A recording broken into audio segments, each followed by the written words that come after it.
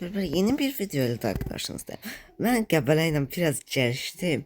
Sonra kesin PSC'ye zada biraz gəlişdim sadəcə. Biraz da boks xərclədim. Bəlkə eləməyin. Hadi zarafat eləyirəm. Almışam hemen bunu. Almışam. Hadi oynayaq. Dembele, Nuno. Ne istəyirsiniz?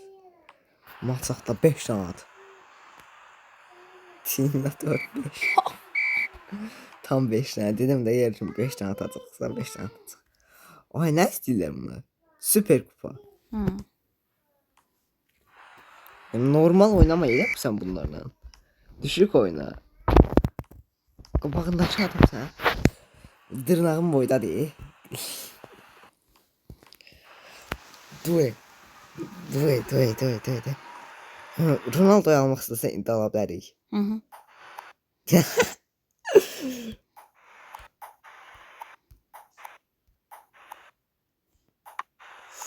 Pas, gol. Pas, gol.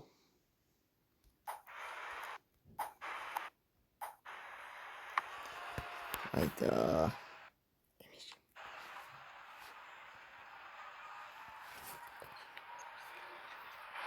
İndi gəlirik. Hoppa. Yaşa.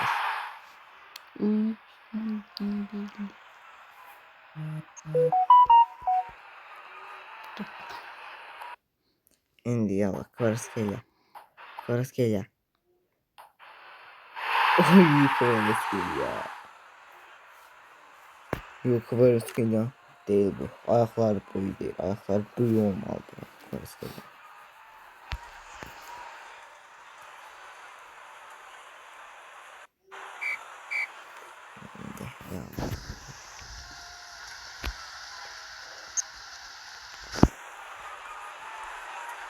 İndi. Geldim böyle. Of sıkışı getirik. Osman Dembele'ye kazandırmak istedim. Onun için dayı bundan sonra Kvaratskhelia ile gol atmayacağım. Hamısını böyle PSG'den şak Osman Dembele. Osman Dembele'ye balonlar kazandırdım. Nuno arkaya taştı. Geldi.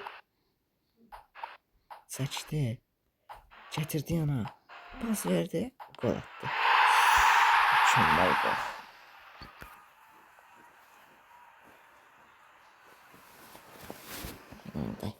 Yine.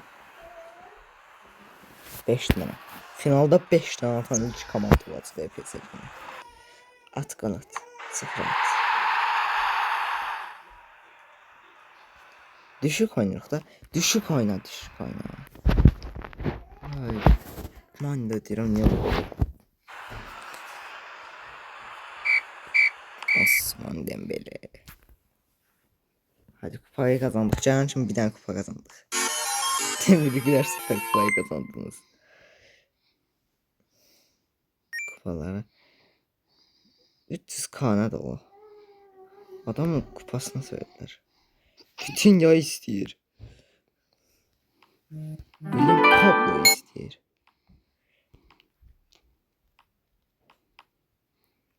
Son plus yoktu. Hakan Kahlan. 31 yaşı var. Yok.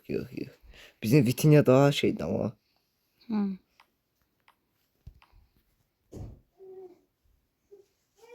Daha yaxşı Vitinha. Mazılyan Paço. Paço niye satırsan? Paço'ya bak bir daha. 88 diye adamdır ne istersen.